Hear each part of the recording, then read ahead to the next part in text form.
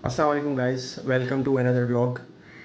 उम्मीद है आप सब खैरियत से होंगे। मैं एकदम खैरियत से हूँ, अल्लाह का शुक्र है, आप सबकी दुआएं हैं। और first of all I would like to thank you all for the positive response on my first vlog. तो मुझे अच्छा लगा और पहली ही वीडियो में माशाल्लाह से मेरे 50 सब्सक्राइबर्स गेन हो गए। तो एक पॉजिटिव वाइब है और फॉर पॉजिटिव फीलिंग है।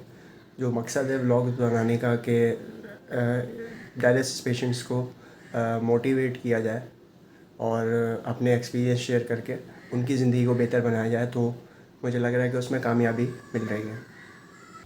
आज के दिन मेरा डायलिसिस नहीं होता तो मैंने व्लॉग वगैरह बाहर जाके तो नहीं शूट करना, तो मैंने सोचा कि हम कुछ डायलिसिस के पॉइंट्स पे बात करें। बहुत सारे लोग डाइट और लिक्विड चीज़ों की और इन चीज़ों के हवाले से बात करते हैं। मेंटल स्टेबिलिटी जो डायलिसिस पेशेंट की होती है और फिज़िकल स्टेट जो होती है, एक शुरू का फ़ेज़ और बाद का फ़ेज़, हम उस पर डिस्कशन कर सकते हैं। आज कुछ पॉइंट्स मैंने अपने पास नोट डाउन किए हैं, मैं उनके हिसाब से बता देता हूँ। और ये वीडियो जो है ये बहुत सारे पेशेंट्स भी देख रहे होंगे और डॉक्टर्स भी देख रहे होंगे। जो चीज़ मैंने एक्सपीरियंस की है मेरी ऑब्जर्वेशन के हिसाब से, जो मैंने एक्सपीरियंस की है ये उन पे बेस्ड है, मेरे स्टेटमेंट्स जो हैं उस पे बेस्ड है। तो प्लीज़ ये मत कहिएगा कि इस स्टडी में ऐसा नहीं होता और वैसा नहीं होता। सब पेशेंट्स के साथ डिफरेंट चीज़ें हो सकती हैं। टॉपिक पे बढ़ने से पहले मैं कहना चाहूँगा कि बहुत सारे लोगों ने सब्सक्राइब तो किया है, लेकिन बहुत सारे लोगों ने बकाया सब्सक्राइब की और लाइक किए भी देखा है। तो ये एक ज़रूरी चीज़ है मेरे लिए। ऑब्वियसली मैं कोई चीज़ पे टाइम दे रहा हूँ तो मुझे उसका थोड़ा सा रिटर्न मिलना चाहिए। बहुत अच्छा रिस्पॉन्स है, 50 सब्सक्राइबर्स मेरे कंप्लीट हुए। लेकिन मैं रिक्वेस्ट करूँगा कि जिन लोगों ने सब्सक्राइब नहीं किया वो प्लीज़ सब्सक्राइब ज़रूर कर दीजिएगा। सबसे पहले हम बात कर लेते हैं स्टार्टिंग फ़ेज़ की। जब एक पेशेंट जो है वो डायलिसिस पे आता है तो उसकी जो फ़िज़िकल स्टेट होती है वो ऑब्वियसली बहुत ज़्यादा डिस्टर्बिंग होती है। उसको नाउज़िया, वॉमिटिंग, बहुत सारे कुछ भी केस हो सकता है। डिपेंड करता है कि उसकी जो वजह बनी है किडनी फेलियर की वो क्या है। मोस्ट कॉमन रीज़न्स होते हैं ब्लड प्रेशर एंड शुगर। ये हाई या लो हो जाने से किडनी फेल हो जाती है। और किडनी डिज़ीज़ एक ऐसी डिज़ीज़ है जो कि फेल होने के बाद ही पता चलती है, ये पहले डायग्नोज नहीं होती। मेरी जो रीज़न बनी है किडनी फेलियर की, वो डॉक्टर्स ने बताई है कि ब्लड प्रेशर शूट करने की वजह से मेरी किडनीज श्रिंक हो गई। तो ये किसी के साथ भी पॉसिबल है, हो सकता है किसी को भी। तो बताने का मकसद ये है कि जो स्टार्टिंग फ़ेज़ होता है ना एक मरीज़ के लिए, जब वो नया नया इस बीमारी में मुब्तला होता है तो उसमें इंसान की फ़िज़िकल स्टेट जो है, यानी कि बॉडी जो है वो तो वॉमिटिंग और इन सारी चीज़ों में पेनफुल प्रोसेस से गुजर ही रही होती है। लेकिन जब वो डायलिसिस पे आता है तो उसका एक मेंटल स्टेट जो है वो ख़राब हो जाता है। उसका रीज़न ये होता है कि वो अपना रोज़मर्रा का काम नहीं कर पाता। और एक लड़के के लिए ये चीज़ बहुत मुश्किल है कि वो कमाए ना और ये सारी चीज़ें हों। स्टार्ट में जब बंदा डायलिसिस पे आता है तो उसकी लाइन लगाई जाती है डायलिसिस के लिए। जो डायलिसिस का जो खून फ़िल्टर करने के लिए जो प्रोसेस होता है, या तो गर्दन में या टांग में, तो लाइन लगती है। उसके अपने अलग साइड इफ़ेक्ट्स होते हैं। पेशेंट की कंडीशन वैसे ही ख़राब होती है, वॉमिटिंग्स वगैरह हो रही होती हैं उसको, लेकिन उस चीज़ के अपने नुकसान होते हैं जिसके थ्रू डायलिसिस होती है, जो पाइप्स रखते हैं। तो उसके साइड इफ़ेक्ट्स में आपको इन्फेक्शन हो सकता है। शुरू में बहुत ज़्यादा मसले मसाइल होते हैं एक पेशेंट के लिए। इसीलिए डॉक्टर जो हैं वो फिस्टुला बनवाना रेकमेंड करते हैं। जैसे कि मैंने आपको अपनी फर्स्ट व्लॉग में दिखाया था, मेरे हाथ पे फिस्टुला बना था। तो उसके थ्रू जब डायलिसिस होना शुरू हो जाती है, वो भी शुरू में 1 से 1.5 महीना मुझे बहुत तकलीफ़ हुई थी जब नेडल्स ब्रेक करते थे नई नई। जब आदी हो जाता है बंदा तो वो नसें वगैरह भी खुल जाती हैं, तो फिर इतना बाद में तकलीफ़ नहीं होती और पता नहीं चलता। अदरवाइज़ उसके थ्रू जब डायलिसिस होना शुरू हो जाती है तो इंसान थोड़ा सा रिलैक्स हो जाता है एज़ कम्पेयर टू जब लाइन वाली डायलिसिस हो रही होती है। मैं एक और बात करना चाहूँगा। बहुत सारे पेशेंट्स अगर देख रहे होंगे ये, तो उनको पता होगी ये चीज़, लेकिन आसपास के जो लोग हैं वो ये चीज़ नहीं समझ पाते कि एक पेशेंट ऑलरेडी, एक कोई भी आप मरीज़ ले लो, किसी बंदे को बुखार होता है या कुछ भी होता है ना, तो उसका मूड जो है वो चिड़चिड़ापन में आ जाता है। उसके मूड स्विंग बहुत जल्दी होते हैं। ये एक ऐसी बीमारी है जिसमें मूड स्विंग का बहुत बड़ा हाथ है, बहुत बड़ा गेम है। आप इतने चिड़चिड़े हो जाओगे कि आपसे कंट्रोल नहीं होगा आसपास के लोगों का। आपका टॉलरेंस लेवल जो है वो बिल्कुल ज़ीरो होता जाएगा।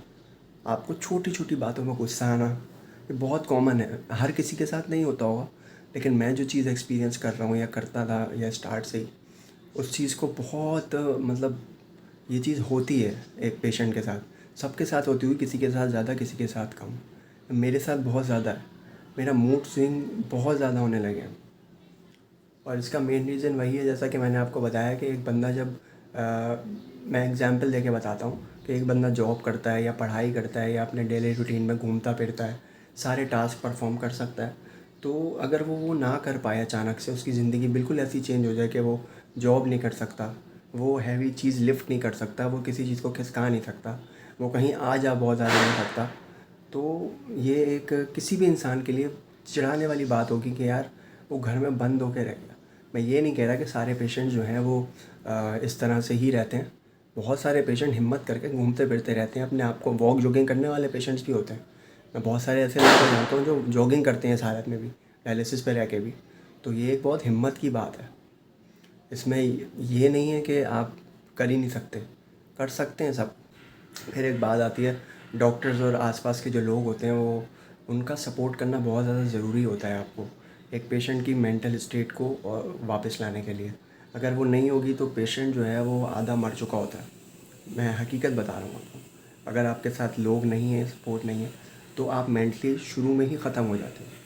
और बहुत सारे लोग स्टार्ट में ही इस चीज़ को सर्वाइव नहीं कर पाते और वो अल्लाह को प्यारे हो जाते हैं। लेकिन अगर आपके पास फैमिली सपोर्ट और थोड़ी बहुत भी आपको कोई सपोर्ट करता है या कोई दोस्त है आपका जो कि आपको समझता है, तो वो एक बेहतरीन चीज़ है और आप मेंटल स्टेट में अपने रूटीन में वापस आ सकते हो। अब बात करता हूँ मैं खाने के टेस्ट के हवाले से। देखिए, मेरा एक्सपीरियंस ये है कि शुरू शुरू में तो खैर होता था, भूख इंसान को लगती है, पेशेंट को भूख लगती है, बहुत शदीद भूख लगती है कुछ लोगों को, और कुछ लोगों को बिल्कुल भूख नहीं लगती। उसका रीज़न मैंने जो ऑब्ज़र्व किया है, और होता भी शायद यही होगा, यूरिया और क्रिएटिनिन बढ़ने से इंसान को भूख लगना थोड़ा कम हो जाता है और कंडीशन उसकी जो ऐसी होती है कि बस दिल नहीं चाहता कुछ खाने का। मुझे पर्सनली जब मेरा क्रिएटिनिन या यूरिया थोड़ा सा भी बड़ा होता है ना, मुझे टेस्ट नहीं आता, मेरा मुंह हर वक्त कड़वा रहता है, टेस्टलेस। मुझे किसी खाने की क्रेविंग नहीं होती जैसे एक यंग इंसान को होनी चाहिए। टिक्के की, ब्रोस्ट की, किसी चीज़ की भी एक इंसान को होती है क्रेविंग कि भाई मैं ये खा लूँ। मुझे वो क्रेविंग नहीं होती है। भूख मुझे लगती है शदीद, लेकिन जो चीज़ों की क्रेविंग्स होती है ना, किसी भी चीज़ की मुझे क्रेविंग नहीं होती कि यार मैं वो फ़लाना चीज़ खा लूँ। हाँ, आप लोग एक चीज़ नोट करते होंगे और बहुत सारे पेशेंट यही करते होंगे, नुकसानदेह तो है लेकिन हमारी मजबूरी भी यही है। हॉस्पिटल कभी भी जाते होंगे, डायलिसिस पेशेंट को देखते होंगे, ज़्यादातर पेशेंट जो है वो बर्फ़ वाला पानी पीते हैं। उसका रीज़न ये होता है, हम लोगों को पानी कम पीना होता है और हमारे अंदर ना गर्मी बढ़ जाती है। पानी कम पीने से डिहाइड्रेशन और जिस्म के जो बैलेंसेस होते हैं ना, वो इम्बैलेंस हो जाते हैं, मतलब डिस्टर्ब हो जाती हैं चीज़ें, इलेक्ट्रोलाइट्स और सारी चीज़ें। तो वो होने से हम लोगों को जो नॉर्मल ठंडा पानी भी होता है ना, वो ठंडा नहीं लग रहा होता और हमें फुल ठंडी ठंडी चीज़ें अच्छी लग रही होती हैं। सिर्फ ठंडी चीज़ की क्रेविंग होती है, चाहे पीने की हो, खाने की हो, आइसक्रीम की। ये मेरा पर्सनल है, सबके साथ हो सकता है ऐसा ना होता हो, लेकिन मेरे साथ ऐसा होता है। मेरा दिल चाहता है मैं बर्फ़ खाऊँ, बर्फ़ चबाऊँ या आइसक्रीम खाऊँ। मुझे हर वक्त इस चीज़ की तलब होती है, लेकिन एक्सट्रीम लेवल की ठंडी। इतनी गर्मी में गर्म पानी पीने से किसी की प्यास नहीं बुझती और हम जैसे पेशेंट्स की तो बिल्कुल भी नहीं बुझती। लेकिन पीना गर्म ही पानी चाहिए, गर्म से मुराद सादा पानी। आ, वो फ़ायदेमंद है और लेकिन उससे प्यास नहीं बुझती, तो ऑब्वियसली हम लोग ठंडा पानी यूज़ करते हैं। ये तो हो गई हमारी फ़िज़िकल और मेंटल स्टेट की बात कि पेशेंट की कंडीशन पहले कैसी होती है शुरू शुरू में और बाद में क्या होती है। और हमने बात कर ली है, मैंने दूसरे पॉइंट लिखे थे फिस्टुला और लाइन से रिलेटेड भी, कि भाई इसमें इस फेज़ में ये होता है और इनके साइड इफ़ेक्ट्स क्या होते हैं। अब बात कर लेते हैं हम खाने पीने की। खाने पीने का बहुत सारे लोग पूछ रहे होते हैं, हर ग्रुप में, मैंने बहुत सारे ग्रुप ज्वाइन किए हैं मैं, वहाँ पे भी लोग पूछते हैं कि यार हमें क्या खाना चाहिए, क्या नहीं खाना चाहिए। ऑब्वियसली जब बंदा नया नया आता है उसको नहीं पता होता कि क्या करना है। देखिए, खानों को मैंने तो 3 हिस्सों में तोड़ा हुआ है अपने। 3 हिस्से इस तरह से कि कुछ चीज़ें जो हैं मैं बिल्कुल नहीं खाता और उसका रीज़न भी बताता हूँ क्यों। कुछ चीज़ें जो हैं मैं कभी-कभी खा लेता हूँ और कुछ चीज़ें जो हैं वो हैं ही अलाउ एक पेशेंट को, तो वो हमेशा खा सकता है। अब ये हॉस्पिटल की बुक्स में भी लिखा है और वैसे भी किडनी डाइट के हिसाब से जो चीज़ें हैं वो ऑब्वियसली सब मेंशन्ड है इंटरनेट वगैरह पे भी। तो देखिए, पेशेंट की कंडीशन पर डिपेंड करती है ये चीज़ कि वो कितना हेल्दी है और वो क्या चीज़ हज़म कर सकता है। अब इसकी मिसाल मैं इस तरह से दूंगा, अगर मैं बात करूँ फ्रूट्स की।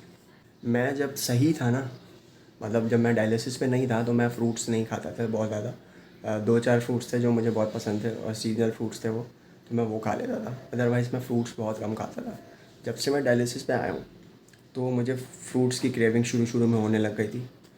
उसका रीज़न तो मुझे नहीं पता क्यों ऐसा, तो शायद आप नहीं खा सकते तो आपकी एक मेंटल हेल्थ कहती है कि यार जो चीज़ नहीं खा सकते, जैसे शुगर वाले बंदे को आप शुगर खाने को मना करो तो वो उसको उसी की क्रेविंग होती है। तो हो सकता है ये एक होता हो इस तरह का परसेप्शन, लेकिन ऐसा है। मैं पहले नहीं खाता था, अब मुझे क्रेविंग होती थी फ्रूट्स खाने की। तो फ्रूट्स में कुछ फ्रूट्स ऐसे हैं जो बिल्कुल ही आपने नहीं खाने, वो भी खाते हैं लोग।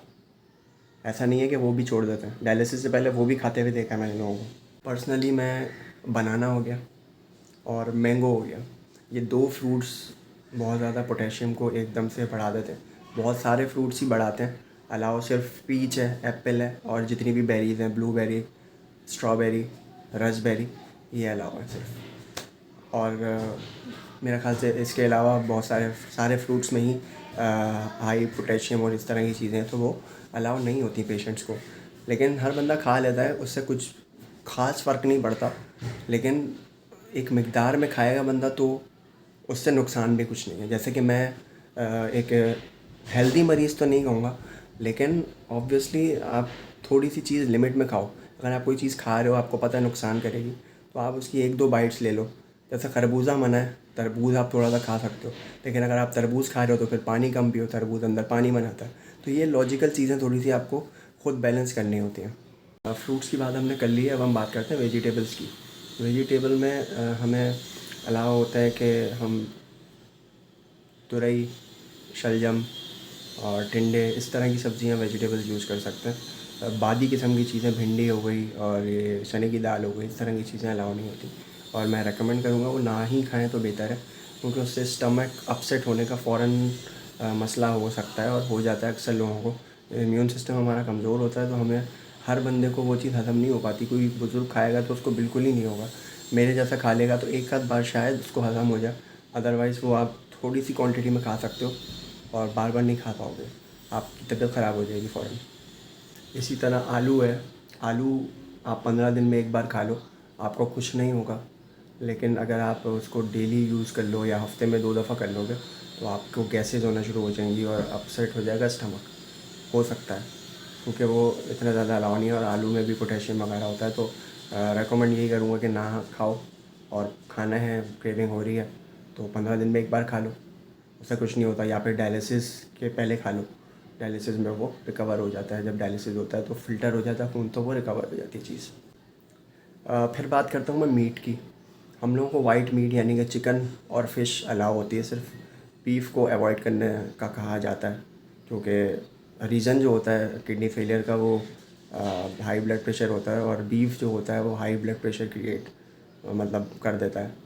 तो रेकमेंड यही करते हैं कि बीफ ना खाएं, मटन खाएं, फ़िश खाएं और वाइट मीट यानी कि चिकन खाएं। तो ये 3 आपको मीट्स अलाउ होते हैं। स्टिल मैंने लास्ट ईयर एक एक्सपेरिमेंट किया था, वो ये था कि मैंने बीफ खाना बिल्कुल छोड़ दिया था। बीच बीच में मैं जब से बीमार हुआ था मैंने बीफ खा रहा था, हफ्ते में एक बार 2 बार मैं खाता था बीफ, क्योंकि मेरा ब्लड प्रेशर कंट्रोल रहता है मेडिसिन के साथ। अगर मैं मेडिसिन ना लूँ या ब्लड प्रेशर मेरा मेडिसिन के साथ भी बढ़ा हुआ है तो मैं ये अंडा और बीफ खाना छोड़ देता हूँ कुछ टाइम के लिए, तो वो वापस अपनी जगह पे आ जाता है। अदरवाइज़ ऐसा होता नहीं है, मेडिसिन लेते रहो तो सब मेंटेन रहता है और लिमिट में खाओ। तो एक्सपेरिमेंट मैंने ये किया था कि मैंने 3 महीने के लिए बिल्कुल बीफ नहीं खाया, जिसकी वजह से मेरे साथ एक इशू ये हो गया कि मैंने अपने मसल्स जो हैं वो बिल्कुल बॉडी के जो मसल्स होते हैं ना वो मेरे बिल्कुल ख़त्म हो गए, जिस्म बिल्कुल ढीला। और मतलब डॉक्टर ने मुझे खुद कहा कि भाई हफ्ते में एक बार बीफ खाओ, एक ब्लड प्रेशर के मरीज़ को, क्योंकि जिस्म में मेरे कमी हो गई थी किसी चीज़ की। हर चीज़ इंसान की ज़रूरी है, अब ऐसा नहीं होना चाहिए कि बिल्कुल ही आप छोड़ दो सारी चीज़ें। उस बीफ ना खाने की वजह से मुझे कमज़ोरी भी बहुत हो गई, क्योंकि बीफ में होती है ताकत, बाकी चीज़ों में भी होती है, फ़िश में, मटन में, बीफ में होती है ताकत। और पता नहीं, डॉक्टर्स ने खैर मुझे कहा कि आप बीफ हफ्ते में एक बार खाओ, मेरी कोई रिपोर्ट सही नहीं आई थी, मुझे याद नहीं आ रहा वो किस चीज़ की थी, तो उस वजह से डॉक्टर ने मुझे कहा था। तो बीफ हफ्ते में अगर आपका ब्लड प्रेशर सही है मेडिसिन लेने के साथ तो आप ले सकते हो, हफ्ते में एक बार, 2 हफ्ते में एक बार। दूसरी चीज़ बची है खाने में, जो है liquid intake. Liquid intake obviously कोई भी डॉक्टर से आप पूछोगे या मरीज़ से पूछोगे तो वो तो बिल्कुल ही रिस्ट्रिक्ट है। जितना कम आप यूज़ करोगे उतना ज़्यादा फ़ायदे में रहोगे। इस बीमारी में ये है कि आपने पानी भी नहीं पीना बिल्कुल, जितना कम हो सकता है उतना यूज़ करना पानी पीने के लिए। तो बहुत सारे लोग पूछ रहे होते हैं ग्रुप्स पे, मैंने देखा है कैल्सी पी सकते हैं या और कोई चीज़ जूस पी सकते हैं। देखें, जिस बंदे को यूरिन आउटपुट आता है ना, वो थोड़ा बहुत ये चीज़ें कंज्यूम कर सकता है, लेकिन जिस बंदे को बिल्कुल नहीं आता तो वो कोशिश करे कि वो ये चीज़ें भी यूज़ ना करे। बहुत मुश्किल चीज़ है लिक्विड को रोकना। मैं समझ सकता हूँ, मैं पेशेंट हूँ, बहुत ज़्यादा मुश्किल है। सबसे मुश्किल चीज़ यही है। खाना रोक दोगे कोई मसला नहीं है, पानी रोकना बहुत मुश्किल है। आपको कोई नॉर्मल बंदे को बोलो आप, वो नहीं रोक पाएगा, पॉसिबल ही नहीं है ना। जितनी भी फिज़ी ड्रिंक्स होती हैं, सोडे वाली, कोल्ड ड्रिंक्स हो गई, ये सारी चीज़ें नुकसानदेह ऑलरेडी बचपन से सुनते आ रहे हैं, किडनी ख़राब करती हैं और ये सब है, तो ये चीज़ें मना होती हैं। बाकी रूह अफ़ज़ा टाइप की चीज़ आप पी सकते हो। कैल्सी भी एक हद पे मना है, वो इस वजह से मना है कि उसके अंदर सॉल्ट होता है और वो भी फिज़ी सी होती है थोड़ी सी। तो जिस बंदे को ब्लड प्रेशर है वो कैल्सी भी ना पिए तो बेहतर है। अक्सर लोग, मैं पी लेता हूँ कभी कभी कैल्सी, जब मेरा ब्लड प्रेशर लो होता है और मैं धूप से आऊँ तो मैं थोड़ी सी कैल्सी पी लेता हूँ, एक आध सिप ले लेता हूँ तो वो बेहतर हो जाता है मामला। क्योंकि ब्लड प्रेशर अगर लो हो तो आप ले लो, कोई मसला नहीं है। हाई ब्लड प्रेशर पे कैल्सी ले लोगे तो वो ख़तरे की बात है, ब्लड प्रेशर और बढ़ जाएगा आपका। लेकिन कोई भी बंदा ना एक लिमिट तक ही हर चीज़ को कंट्रोल कर सकता है। फिज़ी ड्रिंक्स मना होती हैं, लेकिन कुछ केसेस में मैंने खुद देखा है डॉक्टर थोड़ी सी फिज़ी ड्रिंक पिलवा देते हैं इंसान का फॉस्फोरस कम हो। मुझे नहीं पता, ये मैं इतनी साइंस नहीं जानता या मेडिकल नहीं जानता, लेकिन मेरे सामने डॉक्टर ने कहा है एक पेशेंट को, उसका फॉस्फोरस कम आया था या सड़ी हुई चीज़ कम आई थी, तो उसको कहा था डॉक्टर ने कि आप पियो। ये नहीं कि दबा के पियो, एक बार पीने को कहा था। अब वो क्या रीज़न था उसका, शायद फॉस्फोरस कम था या क्या चीज़ थी, क्या वजह थी। खैर किसी केस में पी सकते होंगे। अगर आप एक आध सिप ले लेते हो 6 महीने में एक बार या ऐसा, तो उससे कोई नुकसान मेरा ख़्याल से नहीं होता, लेकिन कोशिश करें आप ना इनटेक करें। एक चीज़ नुकसानदेह है तो है। टैंग वगैरह पी लें आप, अगर आपको बहुत ज़्यादा क्रेविंग है, थोड़ा मुंह का टेस्ट ऑब्वियसली ख़राब होता है, तो आपको टैंग की, रूह अफ़ज़ा की, इस तरह की चीज़ आप पी लें। टैंग भी जब पिएं जब आपका ब्लड प्रेशर सही हो, क्योंकि टैंग में सॉल्ट होता है और शुगर भी होता है। शुगर ना हो तो पिएँ टैंग। अगर शुगर उसमें मेरा ख्याल से 6 चम्मच होती है, अगर आप 1-2 चम्मच भी टैंग यूज़ करते हैं तो वो भी थोड़ा देख के इस्तेमाल करें अगर आपको शुगर है तो। अदरवाइज़ आप पानी ही पिएँ थोड़ा बहुत ही, जो अपनी रिस्ट्रिक्शन के हिसाब से है आप वही यूज़ करो। ये थी आज की छोटी सी वीडियो। उम्मीद है आप सबको मेरी जो मेरे साथ जो मामलात थे या जो मैंने एक्सपीरियंस किए हैं या मैंने ऑब्ज़र्व किए हैं या मैं जिस तरह से चीज़ें खाता पीता हूँ या जो मैंने चीज़ें शेयर की हैं वो आपको पसंद आई होंगी। और आप लोग भी अपने जो पेशेंट्स वगैरह हैं, ये उनके लिए वीडियोस बना रहा हूँ मैं, तो अपने दोस्त अहबाब या जो भी लोग पेशेंट्स हैं उन तक ज़रूर पहुँचाएँ। और आप लोग भी अपने मेरे साथ एक्सपीरियंस शेयर करें, नीचे कमेंट में मुझे बताएं कि आप लोगों के साथ क्या तकलीफ़ होती है। आपके कोई क्वेश्चंस वगैरह हैं तो आप वो भी पूछ सकते हो मुझसे। तो इस वीडियो को यहीं पे ख़त्म करते हैं और इंशाल्लाह नेक्स्ट व्लॉग में आपसे मुलाकात होगी। तब तक के लिए अल्लाह हाफ़िज़। दुआओं में याद रखिएगा।